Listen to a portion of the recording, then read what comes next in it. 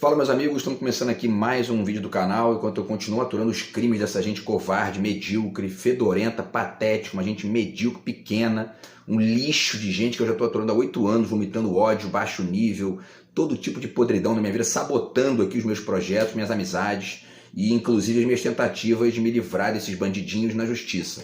Vou continuar tentando aqui até o último dia. Se não der, não foi falta de tentativa. É uma gente covarde, medíocre. Fiquei 2 anos na rua por culpa desses animais e continuam sabotando a minha vida até hoje. Não param porque são completamente retardados. E eu sigo tentando aqui uma ajuda jurídica contra esse lixo de gente que eu fui ter o azar de me meter com uma corja de merda dessa. Enfim, pessoal, no vídeo de hoje vamos fazer uma reflexão além do vídeo de ontem, tá? Ontem a gente falou sobre a questão da crise de representatividade, né? Ou seja, e conectada com o Pablo Marçal. E hoje vamos falar sobre esse tema de maneira mais ampla, de maneira geral, né? Então, a pergunta do título é essa aí: existe mesmo uma crise de representatividade na política, né? Vamos falar um pouquinho sobre isso, vou explicar aqui o que significa isso exatamente e depois ponderar alguns detalhes para questionar essa ideia, tá? Enfim, antes eu deixo aqui mais uma vez a dica do meu novo livro de poemas, do outro lado de cá. Quem quiser entrar em contato aí, o zap está na descrição do vídeo. Enfim, furar o bloqueio desse bandido, dessa gente nojenta, covarde, medíocre que eu sigo aturando aqui. A gente conversa a respeito do livro aí. Meu romance ainda não saiu, já deveria ter saído. Eu programei com a editora de sair em setembro e hoje já estamos chegando no dia 10 de outubro, não saiu ainda por culpa desse criminoso que segue manipulando, sabotando aqui os meus projetos de vida para sustentar a presença asquerosa aí na minha vida. Eu quero esse verme longe de mim e é um lixo assim, inacreditável, né? Enfim, então quem quiser entrar em contato aí, o zap está na descrição do vídeo. Então vamos lá, pessoal. Então a pergunta é essa aí: existe mesmo uma crise de representatividade na política? Então vamos citar aqui 3 autores que falam sobre isso rapidamente para a gente poder depois tentar desenhar uma alternativa reflexiva, né, a isso aí, tá? Que pode inclusive ajudar a entender melhor que muitas vezes defender isso aí, muitas vezes defender essa tese acaba ajudando aquilo que você está querendo criticar, né? Vamos tentar pensar isso aí. Primeiro, a própria cientista política que foi citada ontem, né, numa matéria do Brasil de Fato, Celi Pinto, né, ela disse que o Pablo Marçal é uma consequência da desestruturação político-partidária e das redes sociais sem nenhum tipo de controle. E aí ela diz que ele é patético e tudo mais. Desestruturação político-partidária, né? O que seria isso exatamente? É basicamente isso aí, essa ideia de crise de representação, dentre outros detalhes que ela citou aqui, mas tem a ver em parte com essa coisa da ideia de que o povo não é bem representado no Congresso, né? E também, enfim, nas prefeituras e nas câmaras de vereadores, etc. e tal. Será que não é mesmo? Vamos tentar pensar isso aí, tá? Tem outro autor aqui chamado Philippe Demian, que ele fala sobre isso também. Tem um artigo aqui chamado Crise de Representação Política, Dimensões Históricas do Sistema Partidário Brasileiro. Tá? E ele diz o seguinte aqui: a presente obra surge da ideia de que existe uma crise de representação política no Brasil, consubstanciada na limitação e decadência de algumas instituições democráticas. O voto pode ser lido, né, como uma barreira à participação na medida em que privilegia uma única forma de ação. Os partidos políticos parecem ser inautênticos, desprovidos de ideologias consistentes e sem vínculos com a sociedade civil. O elevado número de denúncias por práticas de corrupção envolvendo lideranças políticas contribui para fomentar um péssimo geral em relação à política brasileira, tá? E aí ele continua falando aqui da descrença partidária. Bom, mas eu vou voltar aqui a 2 trechos do que ele falou. Antes eu queria ler só o terceiro rapidamente, tá?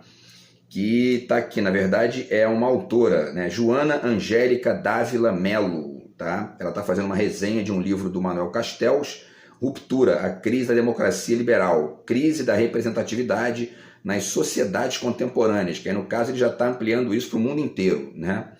E aí ela diz o seguinte aqui: que existe, segundo o Manuel Castells, uma crise ainda mais significativa, o colapso das instituições representativas que se configura enquanto crise cognitiva e emocional. Nosso modelo de representação e governança, democracia liberal, caiu em descrença e enfrenta hoje a fúria das ruas. Dessa rejeição surgem figuras políticas que negam a estrutura partidária, é o típico antissistema e etc e tal, né? Que Bolsonaro e Milei e o próprio Pablo Marçal também ficam vomitando. Que mais aqui? Então, dessa rejeição surgem figuras políticas que negam a estrutura partidária e aprofundam a desordem mundial ao promover o segregacionismo e o protecionismo. E aí continua falando, aí fala da democracia liberal. Enfim, então vamos refletir rapidamente alguns pontos aqui. Quando se diz que há um colapso das instituições representativas e que o modelo de representação e governança, a democracia liberal, caiu em descrença, resta saber de onde vem essa descrença. Por que as pessoas realmente não acreditam, algumas, né? Não acreditam mais nas instituições políticas, no Congresso, na presidência da República, ou até mesmo no Judiciário, né, que é o caso do STF e tudo mais. Será que é porque realmente essas instituições não representam o povo? Ou será que existem outras forças manipulando a opinião pública para que muita gente acredite nisso sem ter o menor conhecimento do que está acontecendo? Vamos tentar entender isso aí, né? Porque, inclusive, não dá apenas para ficar dizendo que a mídia de massa é uma parte significativa do problema, porque ela fica sustentando um ataque sistemático às instituições, especialmente à política partidária, e aí isso gera nas pessoas, enfim, uma ojeriza ali, e gera um retorno do mesmo, né? Isso existe, é fato, mas não está só aí a resposta, tá? E voltando, né, à ponderação aqui do Felipe Demian, ele diz que existe uma crise de representação política no Brasil e que essa crise a gente consegue vê-la, né, na limitação e na decadência de algumas instituições democráticas. Tem uma coisa que ele fala aqui que é uma grande verdade, né, que é o voto pode ser lido como uma barreira à participação, na medida em que privilegia uma única forma de ação. Isso, agora, vale pensar nesse aspecto que ele está ponderando aqui, se essa relação que a população média tem com o voto é um problema gerado pelas instituições ou se isso é um problema que está na cabeça das próprias pessoas, que preferem delegar, né? Eu prefiro que o político resolva, depois que eu votei eu não quero mais saber disso não, depois só daqui a 4 anos ou daqui a 2 anos eu vou lá, voto de novo, não sei nem o que o cara fez, não sei nem qual partido, né? Então, quer dizer, a gente muitas vezes fica passando pano para o que o povo faz e isso às vezes atrapalha entender o problema, né? Então, quer dizer, se você acha que a sua participação política na sociedade se resume ao voto, que o resto é tudo interesse privado, você não tem mais nenhum tipo de conexão com aquilo ali, você está alienado, para dizer o mínimo, né? Porque a política está toda hora, está em tudo, está quando você vai no mercado, está quando você conversa com as pessoas, mesmo que o assunto não tenha nada a ver exatamente com o partido ou com a eleição, mas com temas do cotidiano. Isso também é um exercício político, né, de participação social e de, enfim, né, você está defendendo ideias e você critica ideias que você não concorda, tudo isso é política, né?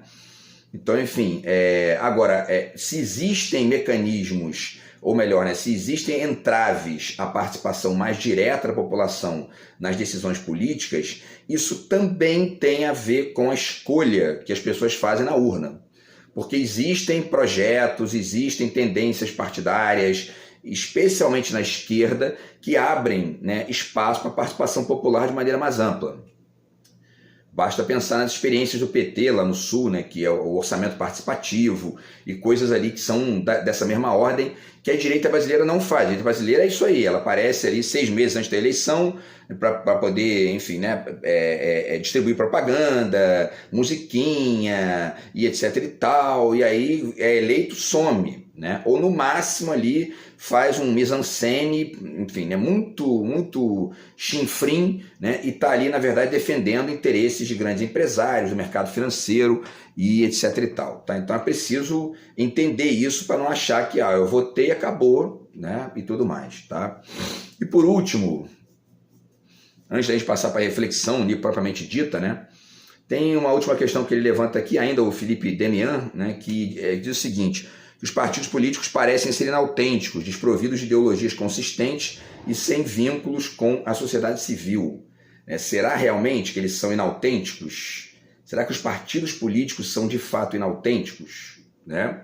Ou será que a população vota em candidatos com interesses privados e aí o cara que está ali meramente com interesse privado, ele fica, obviamente, inautêntico em relação ao Estado, né? Porque o Estado pede gente que tem interesse público, enfim. É mais ou menos o que eu estou aturando com esse velho nojento que sai cometendo crime contra mim aqui. É um sujeito que nitidamente não tem vocação nenhuma para fazer psicanálise ou nada, nenhuma bosta do tipo. Está fazendo porque é um farsante, né? É um bandido disfarçadinho de psi. Enfim, então vale pensar isso aí também, né? Se os partidos políticos realmente parecem ser inautênticos, desprovidos de ideologias consistentes, ou se é o povo, né, de fato, que geralmente vota ali na direita, né? A direita governa, enfim, 80 e tantos % das prefeituras no Brasil, né? E tem maioria esmagadora no Congresso, e é gente com interesse privado num local onde você tem que ter interesse público. Então, o grande inautêntico dessa história toda parece ser o político de direita no Brasil e o eleitor que vota no político de direita e acha que está colocando alguém ali que vai ajudar em alguma coisa, né? Então, esse é um ponto aí, tá? Bom, dito isso, vamos para a reflexão aqui então, tá? Vamos para a reflexão. Enquanto esses animaizinhos não destruírem, já tem provocação de baixo nível aqui, estou fazendo vídeo de madrugada para não aturar o baixo nível desse bandido, mas ele está usando bandidinhos aqui para vomitar ódio aqui, ofensas indiretas, porque não é homem para fazer isso pessoalmente, né? Enfim, mas vamos lá. Então, não é homem para fazer pessoalmente, não é homem. Vou repetir isso aqui e até tentar me livrar desse animal até o último dia. Mas vamos lá então. Então, vamos pensar nessa questão da representatividade, né? Porque o que se discute nesse tema exatamente? Geralmente, quem levanta essa questão são as pessoas LGBT, os negros, as mulheres e as minorias de maneira geral, né? Ou seja, não há uma representatividade na Câmara. Por exemplo, né, vou citar um caso para vocês, que é de um site aqui da internet, que é o Asmina, né, que é um site de feministas, tá, do YouTube. E aí elas dizem o seguinte lá, né? Quanto mais gente diferente entre si discutindo as políticas públicas, melhores vão ser as soluções que o país vai encontrar. Mas o que a gente tem hoje é uma maioria de homens brancos legislando sobre a vida de todo mundo, sobre realidades que eles não vivem, como racismo, machismo e pobreza, né? Vamos pensar em dois aspectos dessa expressão aqui, dessa questão, porque obviamente que é interessante que a gente estimule, que as pessoas participem. Enfim, eu sou professor, não estou em sala de aula de novo ainda por culpa desse criminoso que eu estou aturando aqui, sabotando a minha vida e fazendo isso sempre escondidinho, como bom sabotador que é um lixo humano. E, enfim, mas eu pretendo voltar um dia para a sala de aula se eu conseguir me livrar desse retardado e da covardia que esse animal está fazendo aí, me impedindo aqui até de ter um advogado. Senão a farsa desse animalzinho cai no mesmo instante, tá? Mas enfim, vamos... Então, todo mundo, né, que tem algum tipo de voz, que está na mídia, ou que é professor, ou que tem um canal no YouTube, você pode incentivar, até mesmo quem não tem, mas você tem os amigos ali, você pode incentivar as pessoas a participar, né? Porém, tem um detalhe aqui em relação a essa descrição, tá, que essas feministas fazem aqui, que geralmente as feministas entendem tudo errado, né, porque tem uma visão muito limitada da vida e tal. E aí é o seguinte, elas dizem aqui sobre essa maioria de homens brancos está ali legislando sobre a vida de todo mundo, sobre realidades que eles não vivem. Vamos lá, uma reflexãozinha sobre isso. No fundo, isso, ou seja, legislar sobre realidades que os políticos não vivem, isso é algo inescapável do trabalho de todo político de Estado, né? Se a população não é representada em direitos e em bem-estar social, é justamente porque uma relação de representação muito simples acaba sendo constituída, né? Baseada em um ou dois aspectos, ou seja, cor, religião, setor profissional ou um outro detalhe de opinião, enfim, aborto, comunismo, etc e tal, tá? Porque, na verdade, o que se busca, o que se deve buscar de um político é que ele entenda a complexidade e a amplitude do trabalho do legislativo, do Congresso, enfim, da Câmara, etc e tal, do Senado, etc e tal. Ou seja, ele não vai chegar ali, se ele for um homem negro, se ele for uma mulher, ou se ela for uma mulher negra, ela não vai votar apenas em projetos para os negros. Ela vai votar em projetos para os professores, para os médicos, para os policiais, para, enfim, né, para os moradores de rua, para os aposentados. Ou seja, se você está pensando em votar alguém porque você quer uma representatividade baseada na cor, você não entendeu ainda como funciona o trabalho do político. E aí você vai geralmente votar a partir de um aspecto específico, né? Ou seja, uma identificação que você tem com a pessoa pelo sexo. É mulher, eu vou votar na mulher, porque o importante é ter mulher lá, entendeu? Essa mulher não entende nada de quase nada, só entende de feminismo. Não importa, eu quero ser representada. E aí você não vai ser representada, porque você não é apenas uma mulher, você é cidadã, você muitas vezes trabalha numa área tal, e você faz compras no mercado, você depende da economia, você depende... Certo? Então essa discussão, aí, vamos lá, uma reflexãozinha aqui. Em alguma medida, a discussão da representatividade tem algo de sectarismo, tá? O termo já se generalizou, né? E aí existem sites de militares usando... Ontem eu fiz uma pesquisa, tem um site de militar, os militares estão discutindo representatividade política, né? Então, quer dizer, os militares que sempre governaram o país, deram um golpe aqui, etc. e tal, estão discutindo isso. Essa palavra está ficando vazia, não está fazendo o menor sentido, porque ela está sendo geralmente conectada a aspectos específicos e isso não gera nenhum tipo de amplitude e você não entende melhor o trabalho do político, que é o político que o político faz de maneira mais ampla, que não é ou não deve ser meramente defender uma área só. Se você coloca alguém ali para defender só uma área, não pode reclamar depois, né? E aí, o papel político do político ideal é jogar em várias frentes, até porque ele vai fazer isso, quer ele queira, quer não queira, né? Então é interessante pesquisar pessoas que tenham aí uma perspectiva política mais ampla e não algo sectário, como, por exemplo, a gente vê muito, né, em bancada da bancada evangélica, bancada do agro, bancada, né, da bala, que é gente que está ali só para defender interesses específicos de uma classe, né? E essa ideia de representatividade, ela também já está sendo usada há muito tempo pelos crentes, né, pelos evangélicos que já estão lá, ó, tem 300 deputados, né, mais da metade da Câmara dos Deputados é de evangélicos que estão ali representando os interesses dos evangélicos. E isso muitas vezes gera atraso em uma série de outras questões. Então, votar numa pessoa porque ela votar naquele político porque é mulher. Eu quero ser representado na mulher. E aí? Aí chega lá, não, mas ela também é crente, ela também enfim, né, defende o agro. E aí, né? Você fica estrito a uma característica só, você não vai entender muito bem esse processo, tá? Em suma, então, a discussão da representatividade é pobre, porque já foi apropriada por setores retrógrados, os crentes, a bancada da bala e etc e tal, né? E porque tende a ser sempre levantada como um problema setorial. E isso fragmenta a visão sobre o que o político faz lá, né? Quem deve ser representado na política não é o branco, o negro, a mulher, etc e tal. Quem deve ser representado na política é a sociedade. O resto é sectarismo e reducionismo, tá? E aí tem algumas questões aqui que eu quero deixar, né, finalizar aqui para poder, enfim, a gente tentar entender essa complexidade não só no nível de compreender como a gente escolhe melhor o político, mas também até para poder criticar essa ideia equivocada de crise de representatividade, como se existisse uma crise mesmo de representatividade, né?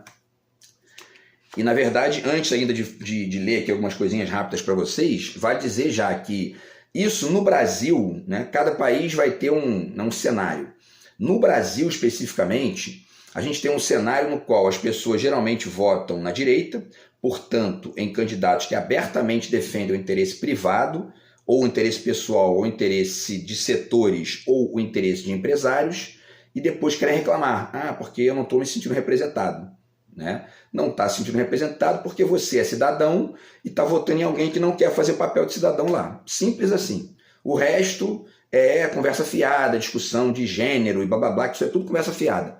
Né? Enfim, nesse nível aqui, né? em conexão com a política, bem entendido. Né? Bom, vamos lá, pessoal. E aí, isso diz respeito também ao entendimento do que é a própria identidade humana. Né? Tá aqui ó, o Stuart Hall, certo? O Identidade Cultural na Pós-Modernidade, tá?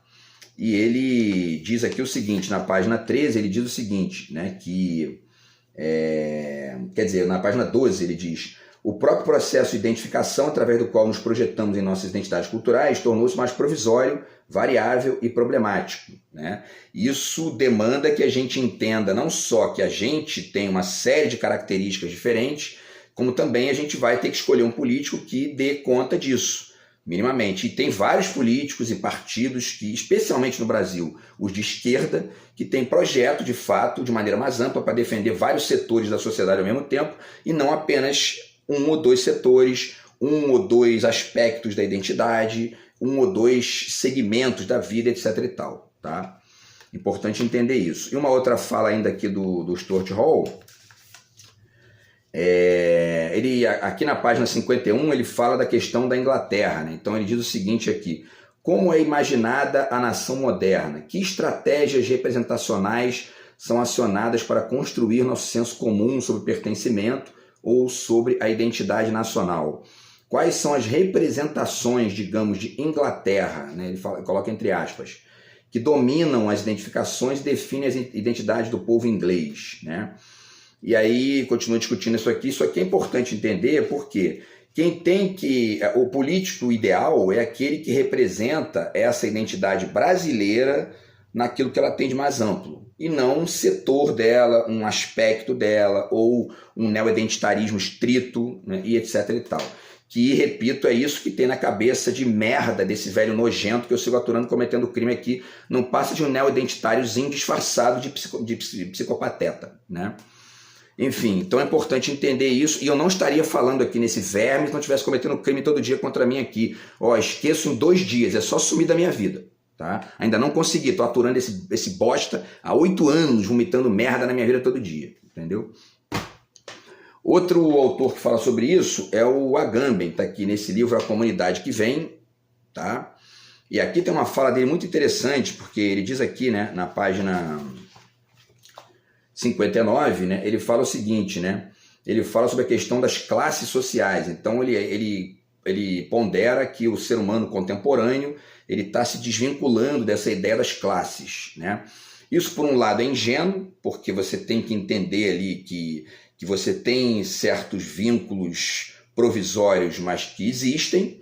E, para além disso, se você tem empatia, se você não cai nessa visão, que é uma visão dos, digamos, né, ou dos ingênuos líquidos, né, ou dos idiotas líquidos também, né, que tem, você tem uma empatia para entender que o político não vai defender só os seus direitos lá, vai defender também o direito dos outros, o direito do outro profissional, o direito do outro cidadão, etc. e tal, né? E aí ele diz o seguinte aqui, o Agamben na 59, né? Se tivéssemos de pensar mais uma vez os destinos da humanidade em termos de classe, então deveríamos dizer que hoje não há mais classes sociais, mas apenas uma pequena burguesia planetária na qual as velhas classes se dissolveram. A pequena burguesia herdou o mundo, ela é a forma na qual a humanidade sobreviveu ao niilismo. E aí o Sloterdijk vai dizer que essa forma é a razão cínica, né? E aí ele continua ponderando que, na verdade, isso era exatamente o que tanto o fascismo quanto o nazismo tinham compreendido, né? E ter visto com clareza o irrevogável ocaso dos velhos sujeitos sociais constitui antes a sua insuperável patente de modernidade. Aí ele continua dizendo que os nazistas e tal, representavam, porém, uma pequena burguesia nacional ainda presa a uma postiça identidade popular sobre a qual agiam sonhos de grandeza burguesa. A pequena burguesia planetária, esse é o ponto. A pequena burguesia planetária, ao contrário, se emancipou desses sonhos e fez sua a atitude do proletário de declinar qualquer identidade social reconhecível. Ele finaliza dizendo: o pequeno burguês nadifica tudo o que é no próprio gesto com que parece obstinadamente aderir a isso. Ele só conhece o impróprio e o inautêntico e recusa até mesmo a ideia de uma palavra própria. E aí as diferenças de língua, de dialeto, a própria particularidade física de cada um, que constituíam a verdade e a mentira dos povos das gerações que se sucederam na Terra, tudo isso perdeu para ele qualquer significado, qualquer capacidade de expressão de comunicação. Isso aqui que o Agamben está desenhando é a ingenuidade líquida desses pensadores que acham que acabou o local, é tudo globalizado, é tudo mundial, é tudo virtual, é tudo fluxo, né? Agora, isso explica também, porque isso em alguma medida comparece com ingenuidade na cabeça de quem também não entende o local e fica dizendo que eu não sou representado na política porque eu voto no cara e o cara chega lá e rouba. Quando, na verdade, esse tipo de pensamento aqui que o Agamben está desenhando como uma característica da globalização é também uma característica da alienação. Né? Por quê? Porque esse ingênuo líquido aqui que ele está desenhando é uma outra faceta do ingênuo individualista que acha que não tem mais isso aí, negócio de política, isso acabou, eu não quero mais saber disso, não interessa, não vai mudar nada na minha vida, e ao mesmo tempo, enfim, fica ali, né, sustentando apenas conexões provisórias com as coisas e esquece, né, o contexto social, o contexto coletivo, e depois fica colocando a culpa no político, né? Então, quando ele diz aqui que, né, que acabou tudo isso, que ele nadifica tudo e etc e tal, né, na verdade, quem faz isso é o sujeito que vota num candidato meramente por um aspecto provisório de ocasião da campanha. E, é uma mulher negra, me interessa, voto, pronto, acabou. O que ela faz, qual é o partido, quais são os projetos, quais são os vínculos ideológicos, não sei, não importa, né? E aí depois, o ponto fundamental, de novo aqui o livro do Agamben, né? O ponto fundamental é que, quer se queira, quer não se queira, a política de Estado continua existindo, vai continuar influenciando na vida de todo mundo e de uma forma ampla, e não apenas de uma forma setorizada. As pessoas que conseguiram aí desenhar algum tipo de intromissão no Estado a partir de perspectivas sectárias e com massa, ou seja, com muitos deputados, são os únicos que estão ganhando com isso. Então, ou o cidadão entende que essa ideia de representatividade ela é sectária, ela é ingênua, ela não diz bem o que é a coisa, e ao mesmo tempo começa a tentar entender de fato qual é o verdadeiro problema, né? O verdadeiro problema é entender a diferença entre esquerda e direita no Brasil. Esse é o problema. Quem representa de fato a sociedade brasileira no Congresso, no Planalto, nas câmaras, é a esquerda. Ponto. A direita está ali para representar interesses privados, interesses setoriais, interesses sectários e interesses individuais. Simples assim. O resto é ficar discutindo, né, discutindo o que se chama de sexo dos anjos, né, que é, porque temos que ter uma maioria de mulheres. Aí você bota 300 Damares lá dentro. Resolve alguma coisa? Nada, absolutamente nada, né? Então, enfim, importante pensar isso aí. Tinha mais coisa para falar aqui, mas esses animaizinhos sempre atrapalham aqui, sempre que eles podem, eles atrapalham, né? Porque são criminosos, estão me difamando por aí, destruindo aqui a minha vida, a minha carreira, etc e tal, e não podem fazer isso sem destruir aqui a minha paz, a minha tranquilidade e a minha rede de contatos, porque são lixo. Se fizessem isso pessoalmente, essa brincadeirinha de retardado não durava 2 segundos. Podem ter certeza que não durava. Enfim, tem também aqui, eu falei do Crítica da Razão Cínica, né, do Sloterdijk, que está aqui citando para vocês, tá? E tinha outras coisas para falar, mas enfim, eu eventualmente faço outro vídeo aí. Enquanto esses animaizinhos de merda não destruírem, eu vou fazendo aqui, tá? Grande abraço aí, pessoal, tamo junto. Fui.